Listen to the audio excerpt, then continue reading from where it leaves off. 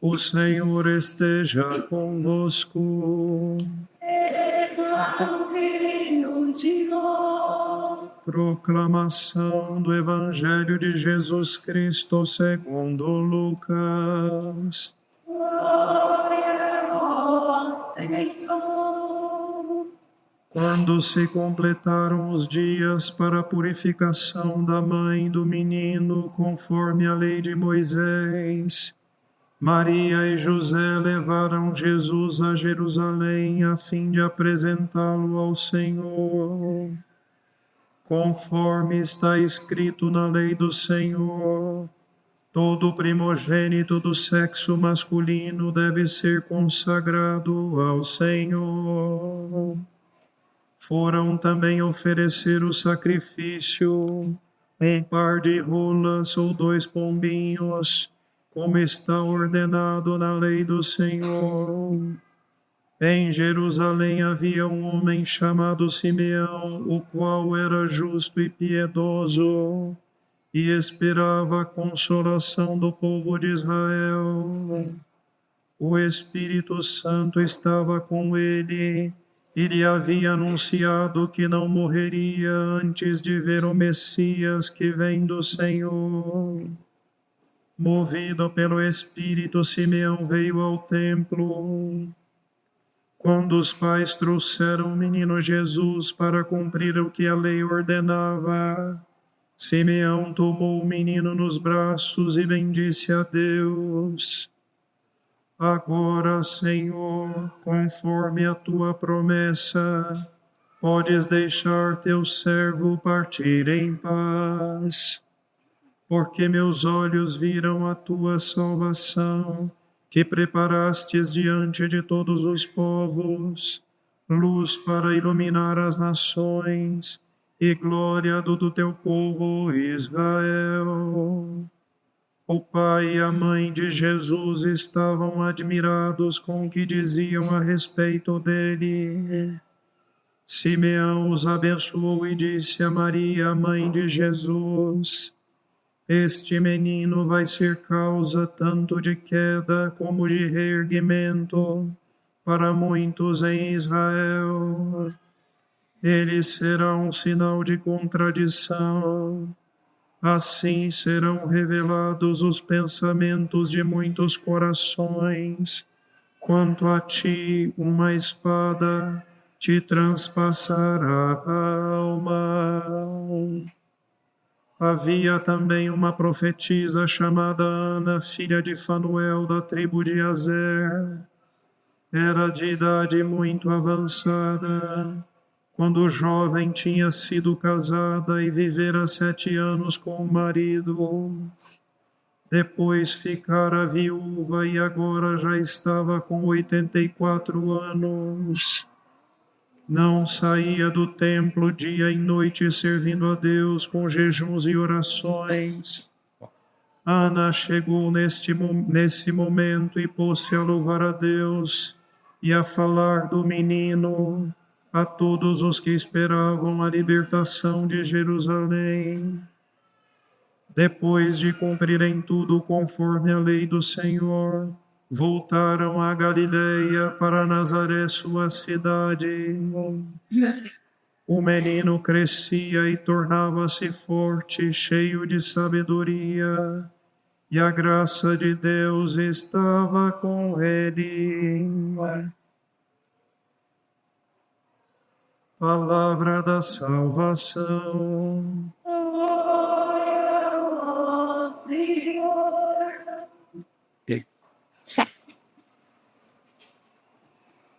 Meus caros irmãos, eu um pouco introduzi essa celebração, mas me permitam dizer algumas palavras para nos ajudar a entender um pouco este fato da vida de Jesus com seus pais, depois como ele pode nos iluminar hoje. Então, o povo de Israel tinha uma série de prescrições que envolviam o nascimento de uma criança, seja em relação à mãe, que em relação à criança, particularmente se aquela criança fosse o primogênito, ou seja, o primeiro filho homem nascido daquela mulher, né? Então a gente sabe da história do povo de Israel que no processo da libertação do Egito, houve aquele momento, vamos dizer, ápice do momento da libertação, em que os filhos dos hebreus, os primogênitos filhos dos hebreus, se comparados com os primogênitos dos egípcios, né? Eles foram poupados daquela matança que houve, né? Aqui não vou entrar numa explicação mais pormenorizada dos acontecimentos em si, né? Mas do modo como foi descrito na Sagrada Escritura, então, os primogênitos dos egípcios foram mortos por aquele anjo exterminador que passou na terra do Egito, e por causa daquilo o faraó permitiu que o povo de Israel saísse do Egito. Não só permitiu, como insistiu, né? Vão embora. E, em contrapartida, como eu disse, os primogênitos dos israelitas foram poupados. Então, para que este fato que tem a ver com a libertação do povo do Egito permanecesse sempre na memória do povo de Israel, então Moisés instituía essa lei, que todo primogênito, seja dos animais que dos homens, deveriam ser consagrados a Deus, deveriam ser oferecidos a Deus, ou seja, uma oferta de consagração. Quando um animal ele era oferecido, era consagrado a Deus, ele era usado para o sacrifício.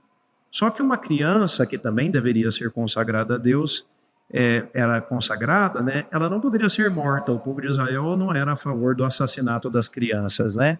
Em sacrifício, muito menos. Então, para substituir o sacrifício da criança, os pais iam até o templo, consagravam seu filho e ofereciam um sacrifício de um outro animal no lugar da criança e resgatavam a criança, né? E também havia, neste momento, um momento de purificação que a mulher deveria passar, porque na mentalidade do povo de Israel, a gravidez com derramamento de sangue tornava a mulher impura. Então, passados 40 dias da sua purificação, a mulher então se apresentava no templo junto com seu filho, com seu marido, e havia este rito de oferecer, de consagrar a criança. Então, Maria e José estão cumprindo justamente esta lei. Por isso que no início do Evangelho hoje se repete várias vezes, né? Conforme na lei de Moisés, conforme na lei de Moisés, conforme na lei de Moisés, né? Por quê? Maria e José estão cumprindo aquelas leis que são próprias do seu tempo, e eles estão levando o seu filho Jesus Cristo, que é o primogênito, né? Para que ele seja consagrado ao Senhor, né? Para que ele seja oferecido a Deus naquele momento no templo, né? Mas aqui há um elemento muito sutil, mas bastante curioso que a gente deve se lembrar, né?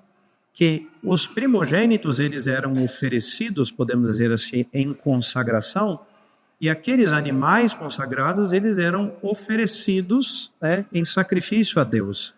E um animal era oferecido em resgate de um primogênito humano. Só que no caso de Jesus, a sua consagração, e as palavras de Simeão a Maria deixam isso bastante evidente, né?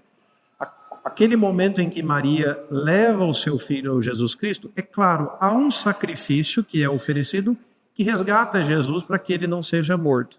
Mas, na verdade, o que está acontecendo naquele momento é que a consagração do seu filho Jesus Cristo vai fazer justamente o contrário, né? Ele depois vai ser oferecido em sacrifício por causa do nosso resgate. Então, no templo, nesse momento, não há o sacrifício propriamente de Jesus, mas aquela consagração a Deus que Maria faz, torna Jesus depois, vamos dizer assim, o sacrifício que vai nos salvar. Simeão diz para ela, né, que aquele menino vai ser causa de queda e soerguimento, e uma espada vai transpassar a sua alma. Quando é o momento que a espada transpassa a alma de Maria? No momento em que o seu filho Jesus Cristo morre. Morre porque para nos resgatar. Então, apesar de que no templo um sacrifício foi oferecido para que Jesus não fosse sacrificado naquele momento, mas na verdade a consagração de Jesus no templo era justamente o início daquele caminho que o levaria depois a se oferecer em sacrifício pelo nosso resgate. E há naquele momento duas pessoas idosas que representam, podemos dizer assim, o Antigo Testamento, o velho Israel, né? Que esperavam a salvação do seu povo, ou seja, esperava justamente aquele momento em que Deus agiria para resgatar o povo do seu pecado, da escravidão, que esperavam a salvação de Israel. E Simeão, então, e Ana encontram-se com o menino Jesus naquele momento. E há estes fatos que eu não vou recontá-los, porque já foram ditos no evangelho que nós proclamamos, né? Mas eu queria tomar um elemento que eu acho que seria importante que nós meditássemos, né? É bom que a gente tente usar um pouquinho a imaginação do que estava acontecendo naquele momento. Então imagina Maria e José com o menino Jesus chegando no templo de Jerusalém. Ninguém sabia quem era Maria e José. Ninguém sabia que aquele menino era o Filho de Deus que tinha se encarnado. Ou seja, o que estava acontecendo lá era um fato extremamente ordinário de uma família que estava levando seu filho para ser consagrado no templo de Jerusalém. Jerusalém era uma cidade muito central no mundo antigo por causa da sua localização. Era uma espécie de entreposto, né? Por lá passavam milhares de pessoas, sobretudo depois que os romanos conquistaram no tempo de Jesus, Jerusalém, né? Jerusalém era um lugar importante, a localização era muito importante.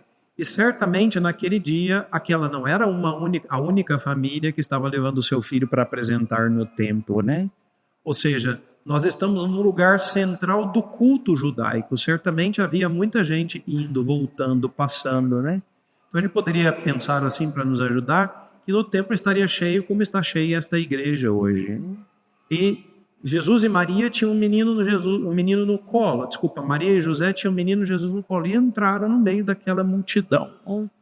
E aquele homem, cheio do Espírito Santo, que esperava ansioso a salvação do seu povo, foi capaz, claro, por uma graça de Deus, mas por aquela vida toda de quem esperou, certamente de quem rezou, de quem cultivou no coração essa expectativa da chegada do Messias, né? Ou seja, alguém que procurou na sua fé ver os acontecimentos com os olhos de Deus, procurar a vontade de Deus, a fidelidade à palavra. Então aquele homem e aquela mulher, é a mesma coisa, né?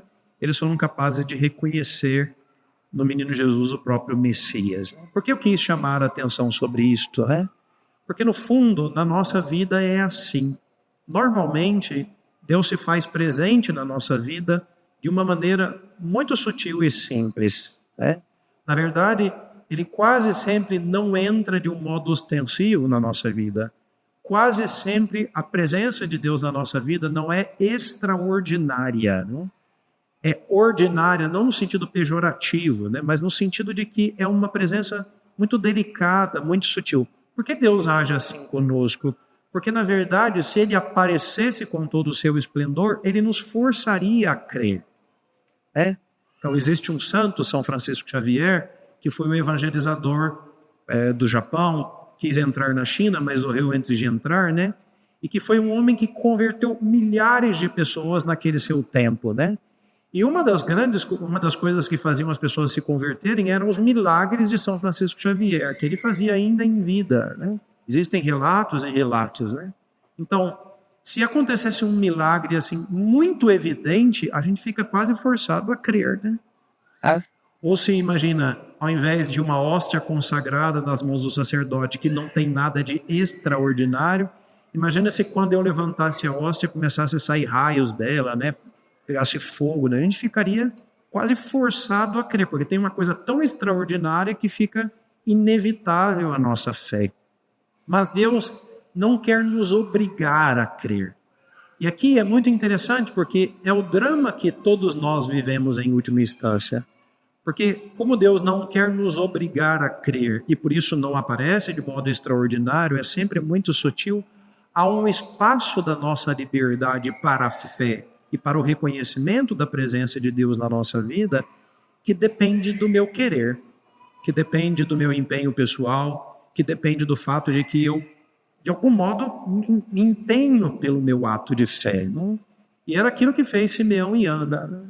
Aqueles homens cheios de fé, movidos pelo Espírito Santo, empenhados na sua fé, né? Foram capazes de reconhecer. E na nossa vida também é assim.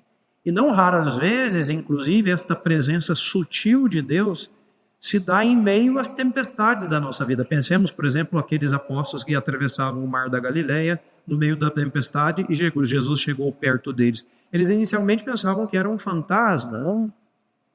Mas esta presença sutil de Deus precisa ser procurada voluntariamente para que livremente e voluntariamente a gente se abra ao dom da fé, à graça da fé, né? E por isso, eu queria assim que a gente começasse a se perguntar, né, aonde Deus está presente em nossas vidas, ó? Como ele se mostra pequeno e se revela na minha vida, né?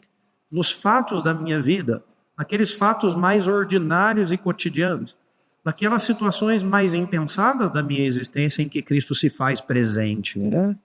E que esta presença de Cristo interpela na nossa vida por causa disto. A gente precisa ter olhos assim aguçados e essa sensibilidade que a gente adquire para reconhecer a presença de Jesus, a gente desenvolve pela oração, pela busca ativa, né, de quem está procurando, para quem está olhando, né, para quem está interessado em descobrir o significado dessa presença do Senhor, escondida tantas vezes numa aparência de normalidade e de ordinariedade, né? Se a gente desenvolve isso, a gente vai ser capaz de reconhecer a presença de Deus muito mais frequente na nossa vida do que nós imaginamos. Na verdade, tudo da nossa vida, ou tudo da nossa vida, fala da sua presença, expressa a sua vontade. Então, é importante que a gente desenvolva essa capacidade. Mas é claro, isso só se faz se nós quisermos. Deus respeita tanto a nossa liberdade que nos dá este espaço, né? Mas a gente precisa começar a olhar com mais delicadeza, porque quem sabe estes fatos mais ordinários da nossa vida, né, que às vezes, eu acabei de dizer, não raras vezes, inclusive, estão se dando no meio das tempestades da nossa existência, né? O que o Senhor quer nos comunicar com isto, né? O que esta presença nos diz, como ela nos interpela, né? Como o Senhor, através desses fatos, está querendo nos ajudar a dar um passo a mais, a crescer mais, a ser mais fiel ao seu evangelho, né? Então, fiquemos bastante atentos a esta presença, como ficou Simeão e Ana. Assim a gente vai ser capaz de também, no ordinário da nossa vida, exultar de alegria com a presença do Senhor, com a sua revelação, com o seu amor que nos é manifestado, né? E eu queria terminar essa minha homilia também mencionando um outro fato, né? Hoje é dia da apresentação do Senhor, por causa deste ato de consagração que foi feito de Jesus. Também nós celebramos nesse dia o dia da vida consagrada, ou seja, daquelas pessoas que também voluntariamente, livremente ofereceram a sua vida ao Senhor, né? Consagraram a sua vida a Deus. Aqui na nossa paróquia nós temos esta manifestação de dois modos, né? Temos aqui as Irmãs da Reparação, que são nossas vizinhas, que estão presentes aqui já há dezenas de anos, que são para nós um sinal da vida consagrada, que também voluntariamente ofereceram a sua vida. Bom? E depois temos também a Patrícia, que alguns dias atrás, há um mês e pouco atrás, também ofereceu a sua vida, consagrou a sua vida na Ordem das Virgens. Não? Então temos aqui duas expressões de consagração na vida da nossa comunidade, que também são para nós, como era aquela lei de Moisés, uma recordação permanente, né? De que a coisa mais importante da nossa vida é o Senhor, e por Ele vale a pena oferecer tudo, vale a pena consagrar tudo, vale a pena dar tudo, né? Então hoje eu queria de maneira particular pedir que nós rezássemos por elas, né? Por elas que são consagradas ao Senhor, que são aqui da nossa comunidade, mas depois por todas as outras pessoas que consagraram a sua vida a Deus, para que eles se mantenham fiéis à sua consagração e para que nos ajudem com a sua própria vida a manter vivo na memória, né, esta primazia de Deus para a nossa existência. Louvado seja o nosso Senhor Jesus Cristo.